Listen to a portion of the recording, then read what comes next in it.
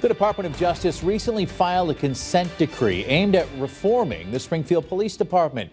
Good evening, everyone. Welcome to Western Mass News at 10 on Fox 6. I'm Chris Pisano. And I'm Jordan Jagalinzer. Tonight, the U.S. Attorney of Massachusetts met with multiple Springfield community members to break down what that means for the community. And Western Mass News reporter Paris Dunford sat in on the virtual meeting and joins us live with the details. Paris.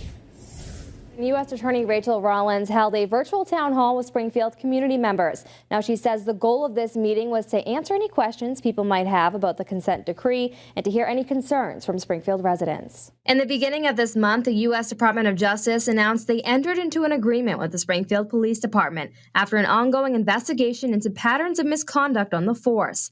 A consent decree was filed aimed at better oversight of the department. And on Thursday night, Rollins held a virtual town hall with community members to explain what this means for the city. People of color, the BIPOC community, the African American and Black community, we pay taxes into a system that sometimes doesn't give us the same outcomes as our white counterparts. She explains that as part of this consent decree, the Springfield Police Department is required to make many changes, and those changes will be monitored by the DOJ. Officers must now report any hands-on use of force incidents. They will also be required to build a force investigation team, which investigates these type of cases. Along with that, they will need to rewrite their use of force policy and get it approved. There are times where force is required and can be used, but there has to be training about when it is that can occur. The Springfield Police Department will also be required to show more transparency with community members, starting with new requirements for the Police Commissioners Board, which is currently responsible for the disciplinary actions of the department.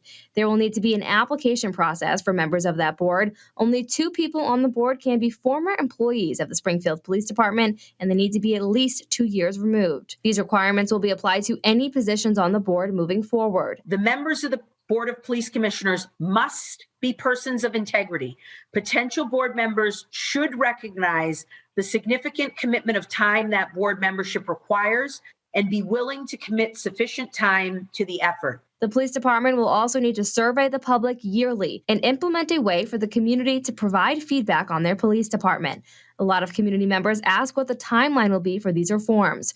Rollins says a judge still needs to approve this consent decree, which they hope will happen soon. But she assured the community that Mayor Dominic Sarno has already set aside money to implement these changes. I would argue that the spirit of this, I want to believe that the mayor and the commissioner are actively working on many of the things that we're talking about right now. And that seems to be true, as Western Mass News reached out to Superintendent Cheryl Clapprood, who says she will be attending a meeting with U.S. Attorney Rollins on Saturday.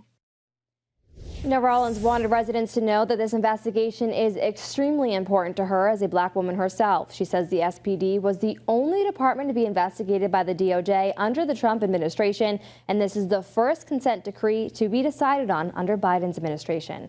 Reporting live in studio, Paris Dunford for Western Mass News.